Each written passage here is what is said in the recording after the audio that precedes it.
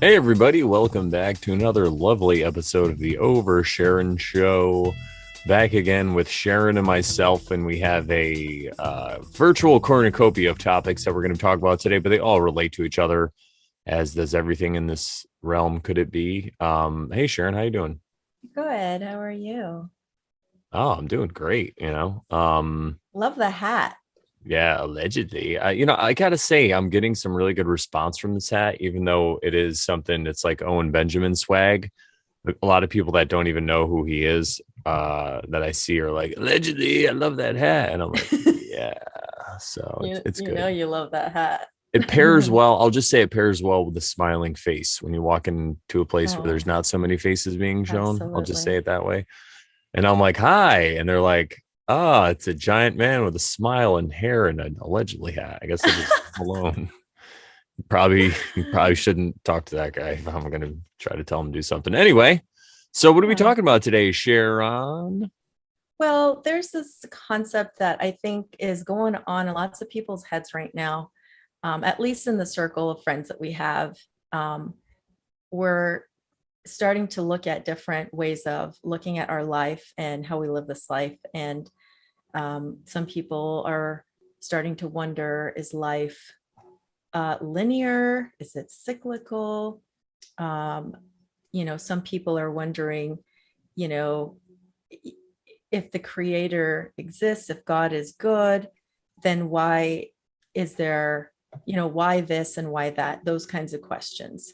And so I thought we could talk about those things and just give kind of our current outlook and our current perspective on those things because I over just even I would say even in the last year, I've changed like 180, I would say. But even just in the last month, I would say I have lots of new insight and I've formulated in my mind a kind of a better way of looking at this that makes sense and is also very freeing. And it feels like I can just love people for who they are without judgment. So, but can we start by asking you what your perspective is on good and evil? Because that is one thing that came up when you and I had first met. And I used the word good and evil in front of you, or, well, not in front of you, but over the phone with you. And you said, I don't like to use that terminology because, so I'd like for you to overshare on that topic a little bit. Yeah, I think before I do that really quickly, I'll just say that one of the things you said reminded me of something I used to that whole thing about, if God is real and he loves us, why does he allow bad things to happen? And when I was younger, I was in the whole born again Christian movement scene, Right. church, right? And this is a concept that I picked up pretty early, and I realized that I didn't really have a way to enunciate it when I was younger, but I figured it out, and I was like, how can other people not see it? And I kind of saw how this was. Yeah, I didn't have the terminology to say it then, but now I see this is kind of like a realm or experience or whatever, a challenge, if you will, where God is kind of, he's the creator or whatever you want to say, words of God, right? And this is how I saw it. He was the creator and he made you and he made everything. And then it's up to you to decide what you want to do. And then things are just going to happen. It's not like God's up there like making things happen to people.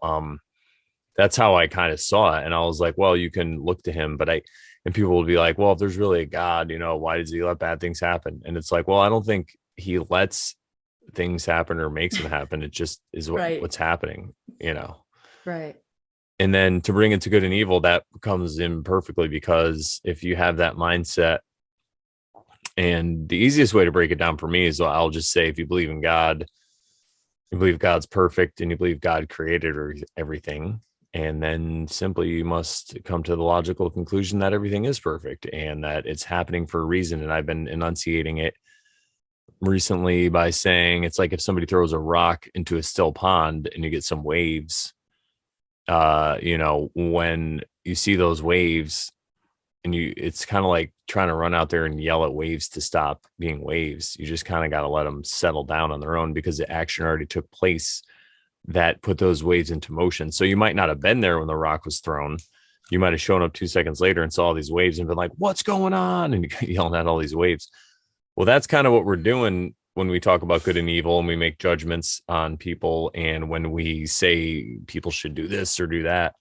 And I think that you could use the words good and evil. I'm not saying anyone shouldn't use them, but when you're talking about behavior and actions and what's going on in the world, if you're saying that it's bad behavior, at the end of the day, what you're really doing is saying that you are denying what's going on and why it's going on. And I'm not saying like if you see something terrible going on, you have to agree with it and you don't have to stop it. Yeah, you could stop terrible things from happening that are happening in front of you.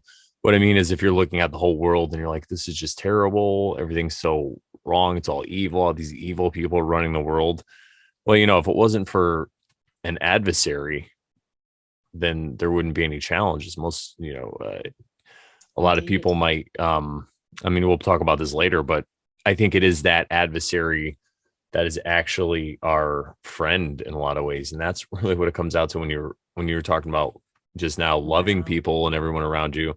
It's the same thing. They're not your adversaries. They're in this own little dance and they're having their own struggles too. So they're actually they're like your comrades on this whole journey, really. Funny story before we get started, because it just reminded me of a story when I was probably a toddler, because I remember this. I was either a toddler or I was, maybe under 5 years old. I know I was very young, but I remember growing up in church. And you're talking about the adversary, quote, the devil, quote, Satan. And I remember, your parents telling you, like, the devil's bad, he's evil, da da da da. But then I also remember them saying, well, you should love your enemies, right? So one day I was just like, well, if you should love your enemies, and I was like, well, I love the devil. I said either I love the devil or I love Satan. And they were like, no, you can't possibly do like, no, that's the wrong person to love. But I think I had the right idea. And then there they were telling me no. So it's funny because I recently had that memory returned to me within the last year or two because of all this going on. I remembered that story of when I was a wee child, a wee lass. Yeah, it's simple So logic like that if you use it and a child, a literal 5-year-old was able to decode it. And then if you work backwards, well, why is a 5-year-old able to see it? It's because the 5-year-old doesn't have anything invested in that ideology. right. There's no identity that you had that was wrapped up with it. You didn't have to defend it against anyone. You were just like a literal innocent Love child going, this everybody, doesn't make basically. sense. Yeah. Right. It said love everybody, but then they're like, except the devil. And I'm like, but why? That would have been great if there was an adult there like, holy shit, she's on to something.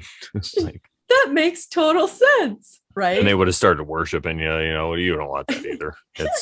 It's just, it's illustrated well in a lot of cartoons, and we'll start right after this, but it's like if somebody's aperture or whatever their point of view isn't ready to see something, no matter what happens, they're just going to frame it in the context that makes sense in their own reality. So it's like Right. they're just going to frame it that way. That's great. So it's the same thing with like we were talking about in previous episodes about woke raping and trying to wake people up. You know, Yeah. can't be done. Anyway, what's the So, first topic on the list? so I wanted to talk a little bit about how I have come to view the creator, because of course I grew up in church and viewing the God of the Bible as this like thou shalt have no other gods before me, and don't make any graven images, and don't worship anything other than me, that sort of thing. My God is um a jealous God. and Remember my that? God is a jealous God, and you know fear God, and all these things, right? um and then this other concept overlaid on top of that, which is like, well, he's in control. And you know so there's this, you have to think, okay, well, if he's in control, and a lot of people do this, if he's in control, then, and I have free will, like, how does that work when he knows all that's going to happen, and he knows bad things are allegedly knows bad things are going to happen to me, and he doesn't protect me from them? Then, how does his loving goodness and uh knowing all these things, how does that work with my free will? And that's where people can get lost and confused. And because I can't say that it made sense to me.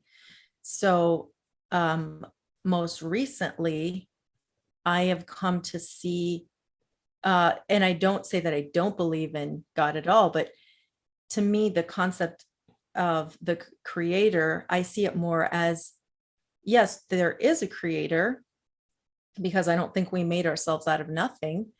So there must be some creator, but I don't view that creator um, as someone who is like meddling or overseeing or uh, like super micromanaging and involved in things, because he gave us free will, right? So it's either he's doing something or he gave us free will. And I think it's free will, because otherwise, otherwise we could blame him, right? And then when we get to the blaming, we have victim consciousness. We can say, well, why did God let my child die? Why did God let my husband die? Why did God allow this, allow that? Why does he allow all this evil in the world, right? You can't do that anymore. When you And to when you interrupt have really quickly, it's like what yeah, what you're doing when you're doing that is because I don't want to forget this point, is like it's hard to see it, because I mean, I've known people that died, so when it happens it's hard to see it.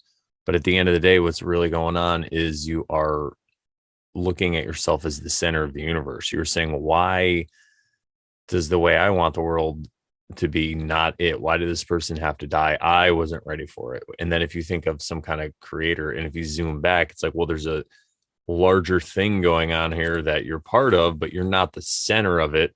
You're the center of your own, but there's a larger plan at work. So it's a lot of ego stuff too. That's something I want to share, but go ahead, Sharon. thank you.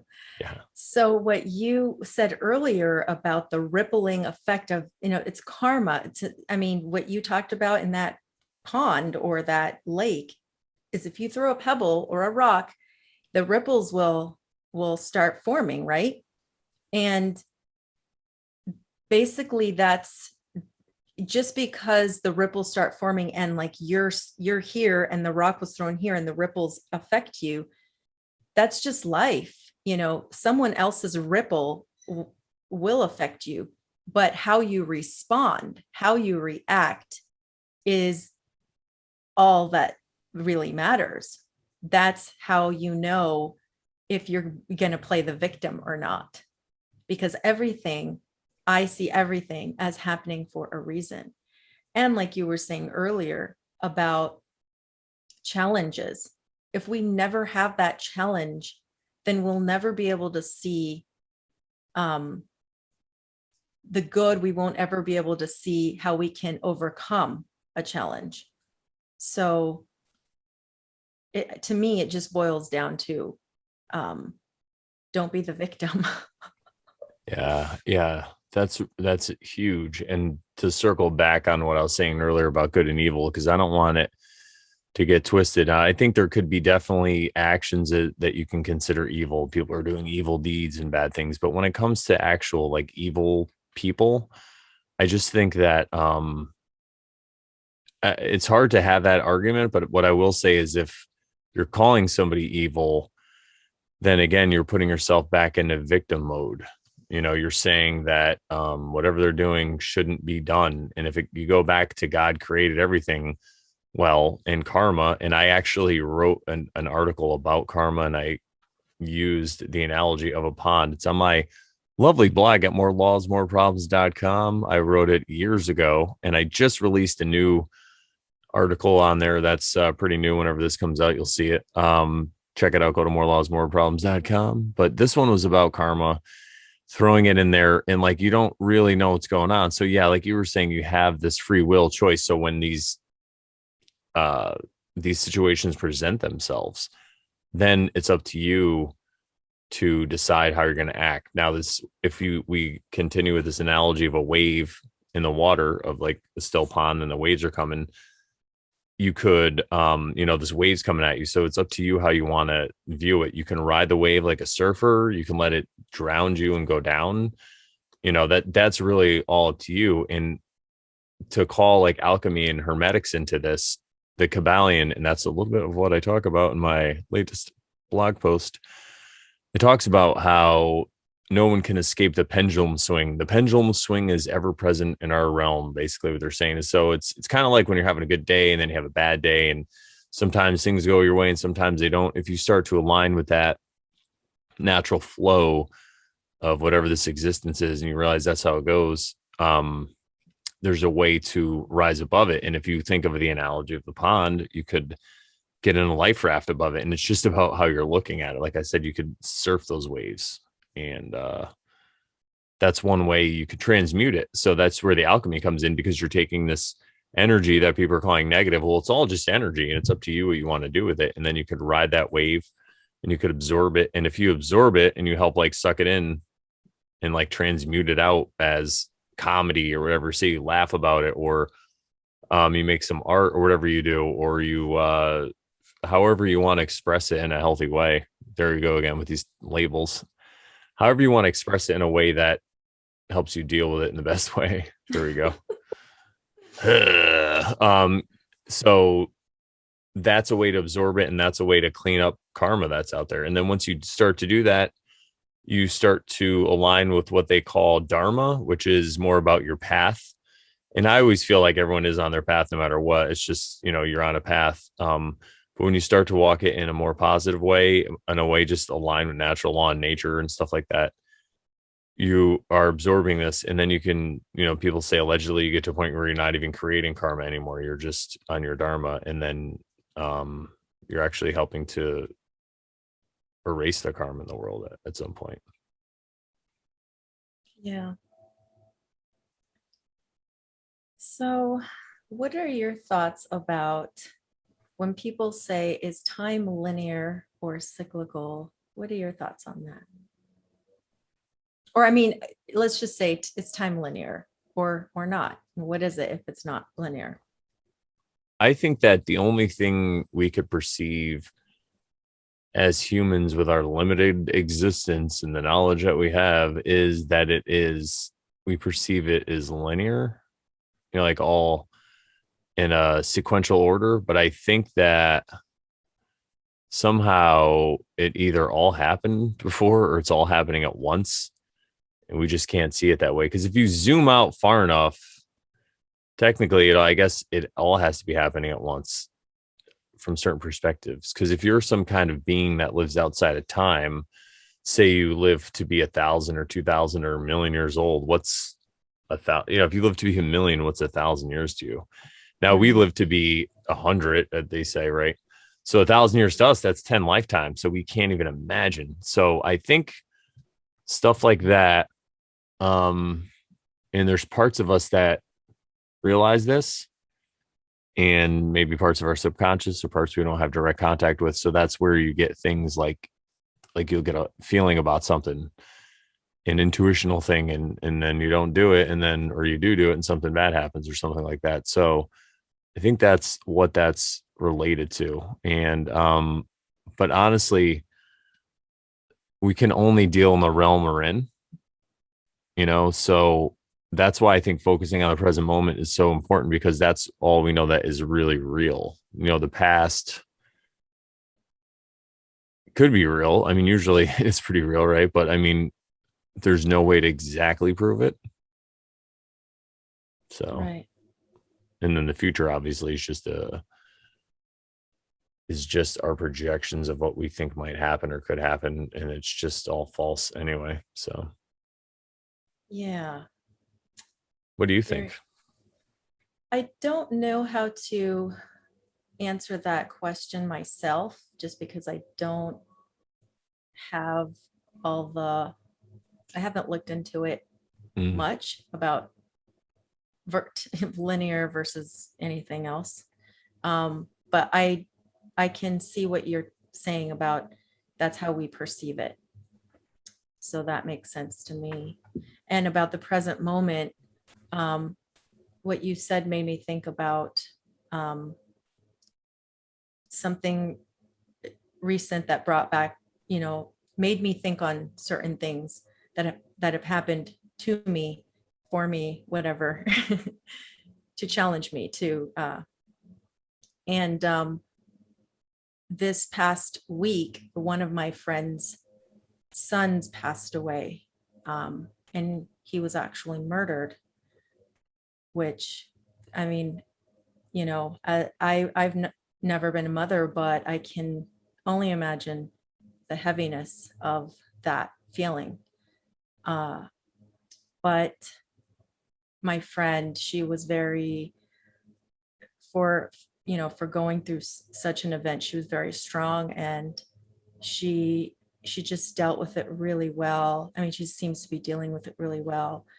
And she was just talking about how her son, and like how this event really was, it was almost like it was meant to happen, because it's like he brought everyone together, and he kind of did something that in his life he didn't quite do, because he was being like, he had been in juvie, and he wasn't living the lifestyle that she thought was appropriate. And she thought he was doing things like drugs and things like that, which, whether he did or not, I'm sure he did do something right to get placed into juvie and things like that. But it was almost like she was very thankful for the situations that the situation, and how her son got a hold of her a couple of days before. And it's almost like it just all happened, and people were brought together, and she just felt this amazing sense of peace about it, which was really good. And it made me think about when I've lost um, people in my life, and particularly my husband, and most recently my uh, late boyfriend of 8 years, um, in February, even though we had been distanced for 4 months when he passed. But we had been together on and off for 8 years. So that was also very, just very unexpected. And I just thought about how I looked at those situations, and I noticed, I'm sorry, I don't know where that came from, that noise. um, I just, I realized that I dealt with all those things by staying in the present moment, not even realizing that that's what I was doing. But I didn't seem to allow myself to dwell on things, and um, and moan over things that you can't do anything about. And so it just it just made me look back and see those things and realize that perhaps that is why I can be here today and not be consumed by sadness and sorrow and loss. Yes, it is a painful thing, but again, you have to stay in the present moment, because dwelling on either the past or the future doesn't really do anything for you. So that's what it made me think of. Yeah, and if you think about it in this way, where if a person dies, that is what happened. Everyone's like, oh, they shouldn't have died. It's like, okay, all that could be true, but guess what? They're They're not not here. they're not here anymore in Right. their life. So like what I was thinking about when you said about your friend, she realized, and of course she had a crazy past with her son and all this stuff, and he was into all these negative behaviors that we see in society, right? He was a victim of all that stuff, maybe. um so but she was able to see that that was his life, and he was only here for those short years, and she was able to focus on the good stuff and to know that that's what it was meant to be. I mean, that's a cold way to put it, but that's just a way to enunciate it. Like, she realizes that was reality, that is what happened. And when people that die, that was all that they did. That's all they lived. That's all that was meant, apparently, somehow, in Right. this grand scheme of things, for them to be here. And what you can do is, like you said, you have two choices. You can look at yourself like a victim. We always talk about this, and you could drown yourself in sorrow. And you have the right to do that because it is a terrible tragedy. Or you can look at it as, this person was here, they touched my life, they changed the world in so many positive ways. They learned things about themselves. Like a friend of mine who passed away, um, he got married and had a child right before he passed away, and he was like not in that direction earlier in his life, so he was like changing things around, was able to create a new life and bring it into this world. So you could say how terrible it is and woe is me and tragic and all that, and you could feel bad for his daughter, but she's here. Like, she gets a shot. So, and I think that right now we're coming out of this time where we didn't see a lot of death, but maybe going forward we might. um it's a pandemic. Can I even say that word? So I'm talking about the god Pan, everybody. How about plan? I'm Yeah. just kidding. So yeah, I think that it's just about, like, we always go talk about what Buddha says, like, suffering begins the minute that you don't accept things for the way they are. And it sounds really cold, but people really, it's like, even when they're here, they're not, they're here physically, but they're not like part of you in you side, you know what I mean? So when they go away, the connection is still there with them if you have it. Like, it's a hard Mm, way to describe it, but it's like, I know you can't feel them, you don't have that physical touch with them, but you have that memory of them every time you see them, and that character that you built of them in your head is still there. right. So, and their And essence is probably somewhere out there. Could it be? Allegedly. right.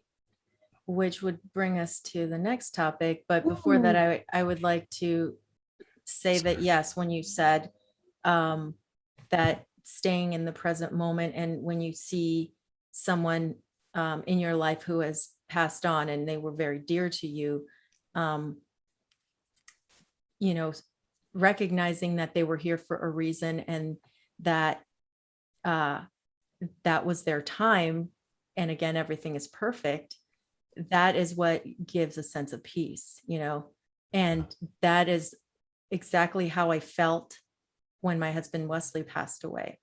And it I knew in my heart that he was here for a reason, that we were married for a reason, and he was in my life for a reason. But at the same time, I knew that he had also passed for a reason. And as much as it hurt, that was what was me staying in the present moment and not allowing the sadness to take over, and the dwelling to take over. So It's all you get, man. definitely. It's all you get. It's like when you're a kid or when I was a kid and there was dinner and that's all there was, like, sorry, that's all we get. It's like you could be sad about it or you could just go, all right, well, it's tomorrow we're going to eat something different. I don't know. Yeah, it really is in the point of view. And it's hard for some people. I think it's hard for different, personality types, whatever it is. And I think the key to that really is other people and camaraderie and being around people that are like-minded and just being open, because you can't just surround yourself with people who are like-minded. But before I go Open-minded. too crazy, yeah, open-minded is good. There you go. I did want to just acknowledge how you're killing it in this episode, Sharon. And I just wanted to say that we don't usually mention this in the show, but we do premiere these usually every Thursday night, and we are in the chat and people are chatting. So I just want to give a shout out to everyone's in the chat right now. Thank you guys for being there. We love you. This is why we do it. And I just want to give a shout out to Sharon because she's awesome. And everybody tell Sharon in the chat how awesome she is. Great share, Sharon. Great overshare. Yeah, it's total overshare. So you were saying, could it be that, what were you saying, that we would see them again or something like that, or we would?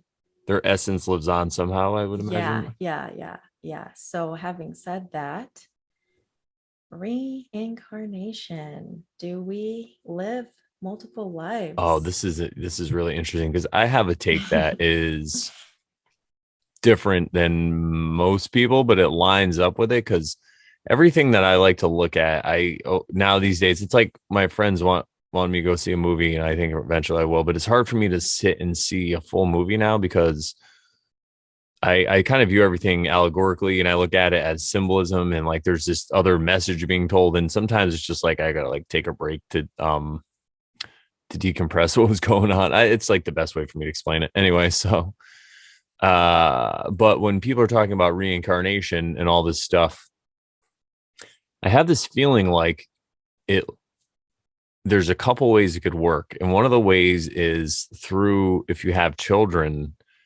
your consciousness gets passed on to them in a way. And even if you don't have children, I think that it manifests and it comes up. It's like a recycling type of thing that happens. Um, I've heard that concept, or I've heard people mention that.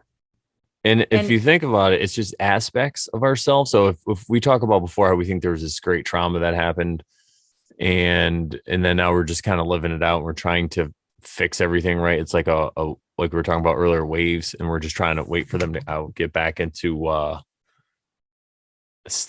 stasis or whatever, which is never really going to happen. Everything's always moving. But so we talk about that, like the pond being still again or whatever after the stone's thrown in. And I think that aspects of this trauma or whatever it is get passed down. And that's actually, we embody that. We are that. Like, so it's kind of like you could kill yourself or you could, engage in escapism all day till you literally kill yourself with food or alcohol or whatever your choice of, whatever it is. binge Yeah. worthy stuff, whatever it is. You could do that. But I feel like that unworked out trauma is going to manifest again. And that somehow the consciousness you're attached to is going to have to work that out. And so it just happens in different ways that way, and And that's could kind it of, be that it happens over multiple lifetimes until yeah. you fix it? But go ahead. Or it could just be that this whole situation is repeating again too, kind of like a Groundhog Day situation. But Okay. I think that it just as like, as above, so below, it could be happening both ways. There's like a small cycle and a larger cycle on the outside of it too. So my thing is like, I just try not to get too wrapped up because a lot of that is attachment. So everyone's attached to this life and they're like, oh, when I die, am I going to come back? Because they're attached to this consciousness. They don't want it to go away because they fear what's next. So that's why I think a lot of this reincarnation stuff is great to talk about, but there's no reason to get too attached to it, because at the end of the day, why are you looking down the rabbit hole of reincarnation? Not you, Sharon, but why are people, what are they worried about? Are you worried about dying? Well, then that's a fear maybe you should think about. And we're all going to die, man. Like, I know I don't want to die, but I'm just saying I made peace with the fact that it's going to happen. And Yes. it helps you. It's helped me in a situation where I was literally fighting for my life in the ocean against riptides and waves over my head and all this stuff. It was like I got to a point where I was starting to panic. And I know I've talked about this before. And I said to myself, this could be the end. And I go, well, if it's the end, it's, I basically said to myself, well, it's the end, it's the end, but I'm not going to just give up here. I got to just like, keep my head. And that's what I did. And I'm still here, I guess, unless this is a dream, but I'm still here to give you this message. So I guess there is a reason, right? Maybe. Could it be? And the thing Maybe. is too about all this stuff, even if there isn't, even if it's all just some cosmic accident, if you view it as this, it just is a better way, in my opinion, to live, really, and then the synchronicities happen. And that's really, I think, the proof behind the pudding. And that's really the only way to see it. There's other ways too. There's like quote unquote magic. I think there's like miracles you can manifest to scare people or wake them up or like get their attention. But, I think all that stuff is, maybe that's for the next generation. I feel like they're going to be the real magical ones. The kids that are growing up now, they're going to be like levitating and shit, Dude, allegedly. I want to talk about my levitation dream, but we can do that another time. Oh yeah. We'll be talking about dreams. So it's an episode that's Well, upcoming or you saw it already. So yeah, we'll figure it out. So, but yeah, speaking of like a sense of peace, um, that you kind of made peace with, like, you're going to die someday, that type of thing. Um, I think we can have peace when we have a way of looking at life and death, in a way that is loving and um, um, and in a way that makes sense, like makes common sense. And I say that because I watched this in a way, video. really quick, allow me, in a way to, so you're not deluding yourself, in a way where you're in touch with reality and you're not just like Right, living in a fantasy world. Oh, everything's fine. Because that's not what we're talking about either. right, Hardcore right. reality, like we're talking about real things. We keep it Absolutely. real at We're Oversharing. keeping it real. Y'all know what I'm We saying? Brandon on. Brand is on. Brandon is Brandon on, and Sharon is Sharon on. Brandon and Sharon, allegedly. Allegedly. So you need to get a brand and like Yeah. brand your things. Though I was thinking of getting a brand that just said on and then like, yeah. I love it. Yeah. Thank you. I'm glad you got that one. I think people would be like, what's your name? It's Brandon. Obviously, look, it's a brand that's on. That's silly. Oh, thank you, everybody. I love it. So back to the lecture at hand. Just kidding. I was I was watching this video maybe a week or so ago. It was called it was talking about soul contracts and pre-birth planning. It said why you choose your problems in life, something like that. And it was these were thoughts that I had actually been looking at over the last several months, when it comes to, like, do we live again? Do we come back multiple lives to work out our karma and to find our dharma, basically? So after watching this video, I had a renewed sense of peace and even maybe joy about living life, because I came out of that with a like zero sense of victim mentality in this. When you can, okay, so essentially, and I don't remember the details that she talked about, but I remember someone saying, if it was her or someone else talking about, if, like, for example, okay, so she was talking about pre-birth planning, like before we came to this particular life, we spoke to all our loved ones and said, okay, this is what I'm going to do.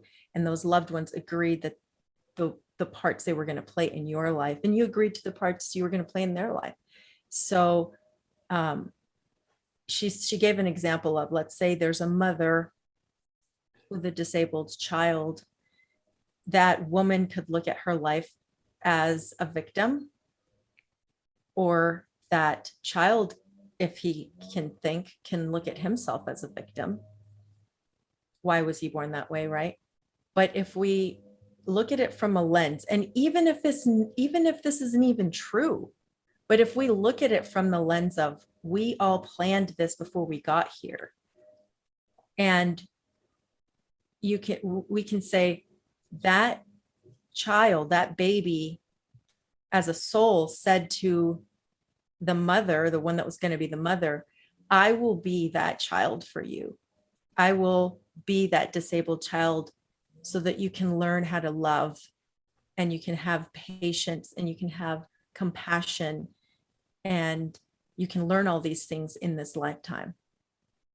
And if you look at it from that lens, you can look at everyone in your life as a person who is either challenging you to look at yourself in a different way, in a light of not being a victim. And you can love everybody without having that, without judging them. If someone in your life is treating you, allegedly terribly, or whatever they're doing that annoys you or offends you or bothers you or something, you can look at that as a learning experience. And like what do you've talked about this before. Well, I was going to say what popped into my head was, it's kind of like a video game where, like, there's certain levels. And if you are somebody who's working on yourself and you get to the point where you realize that, hey, there's really no reason to be offended by other people, because you shouldn't take things personally, and you're on that, say you're on that path. Well, you can look at these people that still offend and annoy you, like a boss of a level in a video game. It's like, whoa, this person, maybe I'm just not ready yet to get on that level. And then you maybe try to avoid them or whatever. But then when you are ready, that's how you can look at it. In every situation you deal with them, instead of getting upset or annoyed, you're like, oh, what? Okay, so what behavior about them specifically annoys me? And then you look at that behavior, like, okay, why is it annoying me? All right. And then you start to look at the root of it, and you go to the root, just like this beautiful tree behind me. And right. You can get to the cause, and you find out a lot of times it's something within yourself that is an aspect of yourself that you aren't okay with, that you don't like, that you hate, that you're projecting onto this person.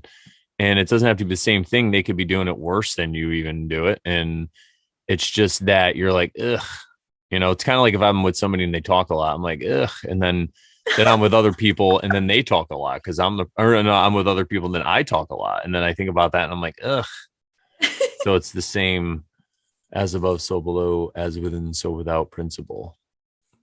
Yeah. So you can look at those situations as, what does that say about me? It's like a teaching situation. Like, everybody is a teacher, like Yeah. Ram Dass would put it in a way. He's like, this is how, take it as a teaching. Every person, he's like, every person is my guru, like trying to fool me into getting out of the present moment. That's what he was. He's like, it's a game to always try to stay in the present moment. And then, do I allow these people to fool me and trick me into being out of the present moment or not? And then the way people respond to it when I do it is pretty amazing. I mean, people just flow off the energy, because people at the end of the day, a lot of people in the society are pretty self-centered. I think it's just the way we're raised. And if they could work with somebody or interact with somebody and just have a good time, and it's not a hassle, they're just gonna go with the flow. And then after a while, if you're continually dealing with these people or this person they're going to start to trust you, and they might even start to align their behavior with yours. They're going to be like, this guy gets it, and they might not even realize it. They're just going to start doing it instinctually. It's kind of like when you see a fad on TV, everyone's doing it. It's so cool. We got to get the new Tickle Me Elmo or whatever. Are we going to get kicked off YouTube for saying that? Oh um yeah. but oh, by the way, anybody, if you're trying to find one of our videos and you can't, just go to a BitChute. If you go to morelawsmoreproblems.com, you can find our BitChute link. All the videos that aren't here will be there. But yeah, it's just like that. So if you can get that positivity train or whatever it is going, that dharmic flow where you're just not creating karma, people will respond. And some people are going to respond negatively, but those are the teachers, you know Right. Very whether they good. know it or not. Those are the Yeah. ones. Yeah. They may not know it because they've forgotten what contracts they made with us before we came. Yeah. Could it be allegedly? But yeah, so I see this as bringing a sense of peace to people, because you can't control everything. You can't control how people are, how they're going to respond to you necessarily. And if you remove yourself from that and you look at it in this light of, like you said, they're my teacher. They're just teaching me more about myself. And I love that because it helps me grow and it helps me continue on my dharma and perhaps attain some sort of enlightenment, shall we say? Yeah, Ascension? exactly. What do you think? Rising above it, Right. vibrating to a higher plane. And we Right. can even do a simple little thought experiment where it's like, if you're in despair about this life or whatever, or you're like, I don't know if I'm going to die, or you have a fear of death. There's some simple facts about life, right? We're all going to die. So do you want to know when you're going to die, or do you don't know when you're going to die? So if you know you're a finite being, you can't change that allegedly yet in this physical, uh, as this person, you get one go around allegedly. That's what we know about. So do you want to know? No, you don't want to know when you're going to die, right? Okay. So then if you don't want to know when you're going to die, then what's the despair about? Like, what's all the, if you look at that, and then we also know we have this limited time. So now you're going to die and you have a limited time. So now it's up to you what you want to do at that time. That's all you really get to choose. You don't get to choose how long or a lot of different things that are going to happen around you, but you get to choose, at least right now, what you want to do at that time. And I think those correct choices resonate with the people around you, just like we were saying. And then that's when these synchronicities start to happen and the magic starts to happen. So I don't know if we can make it any simpler than that. It's like, you're going to die. So just get out there. That's the worst thing that's going to happen to you. And then, so just go. What are you worried about? Right. Sharon? Good thoughts. Um, yeah, I mean, I think we touched on a lot of things, and unless there's anything else you wanted to touch on, talk about that relates to this. Well, we could talk a little bit about the Tao.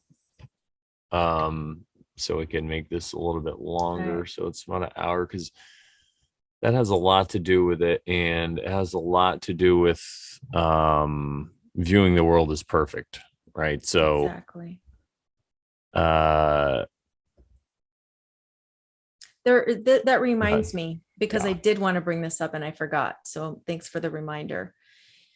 You had at some point brought up a quote or an excerpt from the book The Prophet. Do you remember what that was? Because it reminded me of the Tao, where it talks about loving everyone. I don't remember specifically off the Okay, top of my head. I do not. that's okay. But That's okay. yeah, that's what I was reading the notes here, and I was trying to remember exactly what it was. But I know that um the kind of love that we're talking about when we say love everybody, it's more of a coming from it as a place of compassion, just being compassionate Exactly. toward people's Exactly. situations. And, we could talk about simple practical applications of that. And it's like, say you're at the supermarket and you're in a rush and there's all these people in front of you and there's somebody in front of you and it just seems like they're taking forever or whatever. And say you had a long day at work and all this stuff. It's like you could stand in that line and you could watch everything that's going on and wish it was faster and hope and be like, oh come on, I hope they open another line. You could sit there and wish for all these things that aren't reality. Or you Trying can, to control the situation when you have zero control over it. yeah. And what is that at the end of the day when you try to control things? It's just because you have a fear and you're afraid if that most people who try to control things are afraid that if they don't have that control, then I mean, there's several things. A lot of it goes to self-esteem and stuff. But at the end of the day, they just feel that if they're not in control, things are going to go wrong. And they have this terror and dread inside them. Mm. But so if you're at the supermarket and you're sitting there, like you said, and you're wishing for things to be the way they weren't or the way they're not, you could take that time to look around in the present moment and see what's going on. Take that time to use it for yourself. Just take it to time to quiet your mind. Maybe do like a meditative thing. Maybe see how long you could stay in the present moment. You just do little Breathe. exercises like that. Breathe. Do some breathing exercises. Use the time wisely because it's time you're never going to have back. Even though you're standing in a line at a supermarket, you think it's annoying. When I was on an aircraft carrier in the Marine Corps for 6 months, I remember the first time I got back to the United States and I had to sit at a red light and I was like, wow, this is amazing. Because I hadn't driven a car in like, I mean, a little bit in Italy, but it was just, these little things that we thought were so annoying. I was like, wow, I get to do this. So if you Yeah. can hold that point of view, no matter what happens, it can always be worse, right? Allegedly. Yeah. Enjoy the moment, the present moment for what it is. Yeah. So, one thing I wanted to ask you in the beginning was you said that in the past year you've changed a lot of your behaviors and you've gone a lot in a positive more direction, I guess you could say. Is there anything you want to kind of talk about or highlight or any practices you'd like to talk about, overshare about that have helped you? So Or any behaviors you've cleaned up that you want to overshare about? let me just briefly talk about, maybe it'll come up as I talk about it. Yeah. So a year ago or so, I was on this path of, I was still, I was still Christian. I still thought of, uh, I still was looking at scripture and trying to make sense of verses and what they meant and things like that. Um, and I had dabbled a little bit in the Torah observant community where they were in Hebrew roots and talking about, you know, Yahweh, and that's his name, but it's not pronounced Yahweh, it's Yahuwah. Things were just going into micro details of just nuances of, which was starting to get really annoying to me because I'm a big picture person. And when you start telling me it's like this way, no, it's not this way, it's this way. It's just like, does it matter? I mean, I think God knows his freaking name, if that's his name. Like if you pronounce it Yahuwah or someone pronounces it Yahweh, I don't think he cares. Like he's not freaking petty. Like I don't think God's petty. Okay. So it just started to get annoying. And I began to see the hypocrisy of just religion in general.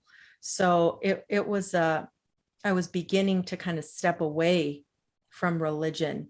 And at some point, I saw Mark Passio's Natural Law series, which made so much sense to me that I I realized, yeah, all these religions are pretty much invented and spread around the world so that they can um, divide people and cause people to fight over stupid little things, even within one sect, even within like Hebrew roots and things like that, you get, no, it's Yahuwah, no, it's Yahweh, no, it's this, no, it's that. It's just like, why are you bickering over stupidities?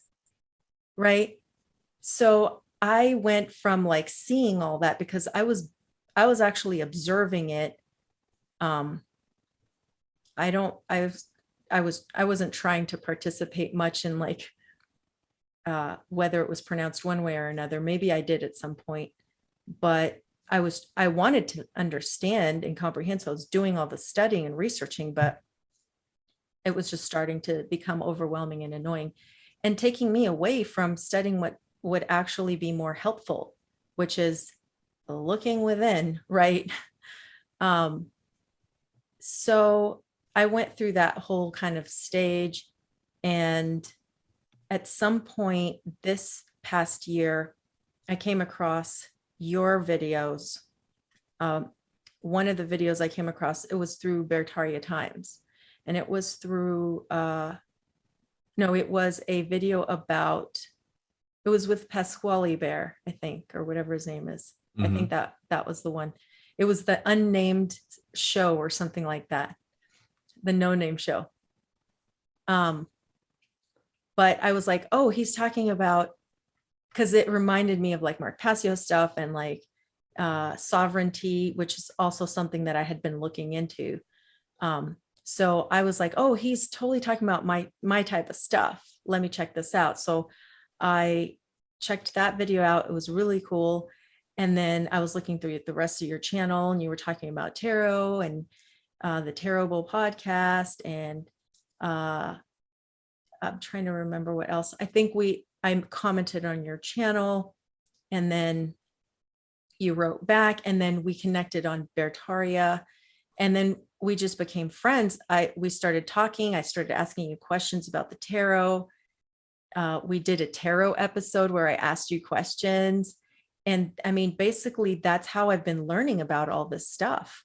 But not just you, because my friends were also kind of going in that direction. And you've met Daisy over the phone. You've met Adam. So they too were also kind of going in this direction. Daisy had looked into Michael Tessarion stuff. And so she was talking about him, and you were talking about him. And so I was making all these connections and learning about a lot of things that I didn't know about. And I watched Mark Passio's Demystifying the Occult or something like that series, which was really good. And he also talked about the tarot in that one at the very end. So it, and Crow had been talking about the tarot over time. So all these things, I was just beginning to come to these things and opening my mind to different possibilities. And to me, it just kept going back to nature.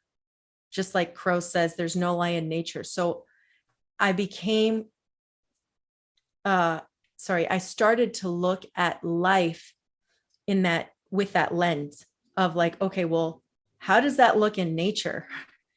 How do animals behave? How do animals do this? How did our ancient ancestors do these things? And that's how I began to look at things. And that was my lens. And that has become my lens. It's basically, there's no lie in nature. So I don't know if that answered your question, but No, that's that where I've I like come that. from pretty much. There is no lie in nature, and the world, I feel, is just an inversion of nature. When I say the world, I mean like the human created world of cities and everything. It's just a inversion. It's a way for man to try to control things, to control the environment, to Yes. control circumstances, stuff like that. So if you could see it that way, then you don't have to hate it. It's not evil. It's just because people were scared. Bad things happened. So they said, hey, if we get together and build these cities, we'll be safer. We'll have life easier. We don't have to, we want our kids to think about it. We just want our kids to grow up in an easier time than we did. That's what everybody says, right? Right. So Which it's like the path to hell's paved with good intentions. exactly. Totally. It totally is. All right. I think that'd be a Yeah. good place to end it right there. Yeah, I think so too. All right, well, a bit of a shorter episode, everybody, but hey, that's what you get on oversharing. Sometimes we way overshare, sometimes we overshare, and it's really good, but it's not so, it's like a really good firework that fizzles out. We overshared really well in this episode, but then it's just like, anyway, thank you so much, everyone who's watching now in the chat and chatting along. Again, I'd like to thank you guys because, again, this is why we do it. So much fun. And is there anything else you wanted to say, Sharon, before we wrap up this episode? Only that if you're not over Sharon. Yeah, not Karen. That's right. That's right. So Brandon. And share on. That's right.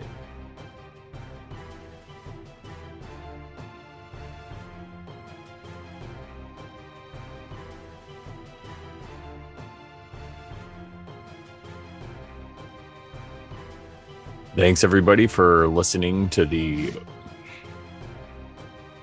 Thanks everybody for watching the Oversharing show this week, and also thank you to everybody who's in the live chat. You can check out the live chat. We do it every Thursday night when we premiere the video right here on YouTube.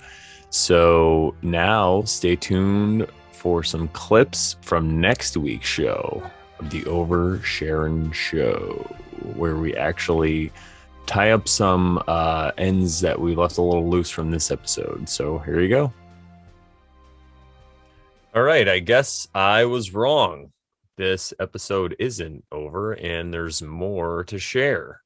So we decided to come back and share more, because one of the things that we failed to share was Sharon, how dare you? She didn't share all of her new methods and ways of you come onto these new ideas of spirituality, you go through some dark nights of the soul, and then you come up with ways to I guess you could say like cope. It's kind of like ways of that, and then also ways to do shadow work and to do the spiritual work. So what are some of these ways that you've been using, Sharon? But there is this concept that you started talking to me about, which I think you said it's a Taoist concept, which is that everything is perfect.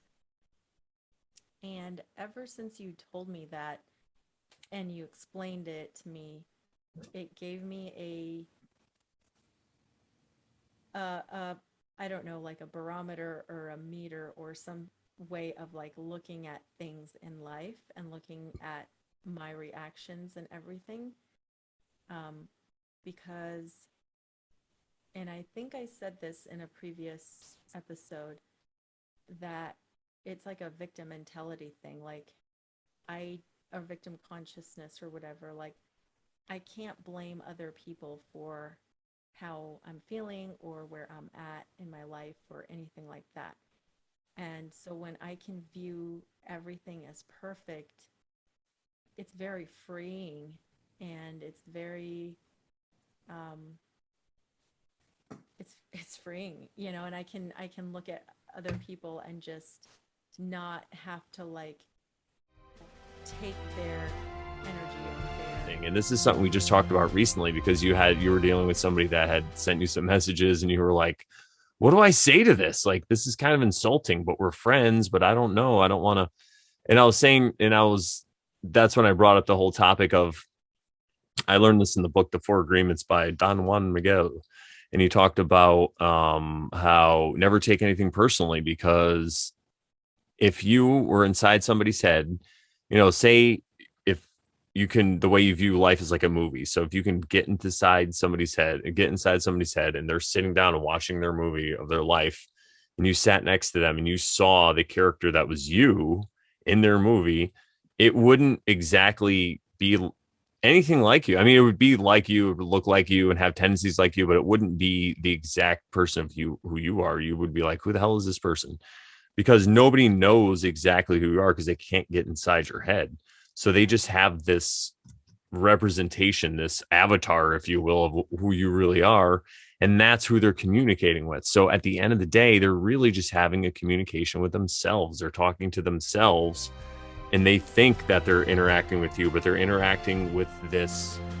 just from the book, because I don't have like an in-depth knowledge of every aspect of the tarot, but just reading from the book, pulling cards and reading from the book. And I found that it was very helpful to people. Like you, every time I read for you, you were just blown away. And I started doing readings for other people at your encouragement as well.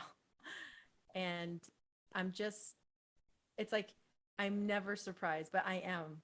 It's like I'm always surprised at the cards. It just, they are always speaking to someone. And like I was telling some friends and family over the weekend, was it? Yeah, over the weekend, because I did some readings for them. And some of them were a little hesitant to actually get a reading done. But when they saw like other people's readings, and they kind of saw how it was reading for them, and they're like, wow, yeah, I suppose, yeah. They became more open to the idea. And then when they got their own read, they were just like blown away.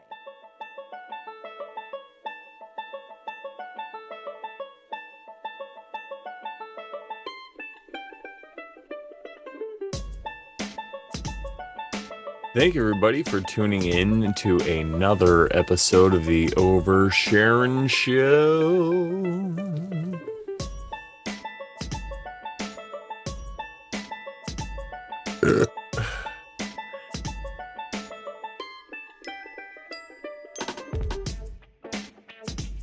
Thanks, everybody, for tuning in to another episode of the Over Sharon Show.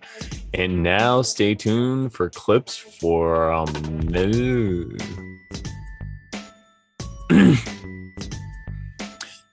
Thanks, everybody, for tuning into the Over Sharon Show this week. And thanks for everyone that was in the live chat. Stay tuned now for episodes.